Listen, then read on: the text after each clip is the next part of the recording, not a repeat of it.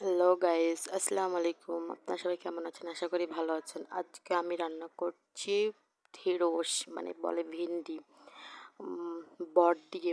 প্রথমে আমি তেল দিয়ে দিলাম, তারপর পেঁয়াজ কুচি, মরিচ কুচি দিয়ে আদা রসুন বাটা দিলাম, তারপর হলুদ গুঁড়ো, লবণ, মরিচের গুঁড়ো সব কিছু দিয়ে মিক্স করে নিলাম। তারপর দুটো তেজপাতা দিয়ে তারপর বট দিলাম, বটগুলো দিয়ে কষিয়ে নেওয়ার পর সুন্দর মতো করে লাল লাল করে ভেজে নিলাম। তারপর কিছু পরিমাণে জিরার গুঁড়া দিলাম। জিরার গুঁড়াটা দেওয়ার পর সুন্দর মতো করে আবার লাল করে ভেজে নিয়ে ঢেঁড়সগুলো দিয়ে সুন্দর মতো করে কষিয়ে নিলাম। কষার পর তারপর গরম পানি দিলাম। পানিটা দেওয়ার পর সিদ্ধ করে ঢেকে রেখে সিদ্ধ করে নেওয়ার পর নামিয়ে নিলাম। যে এটা একটা পুরপুরি করে নিলাম।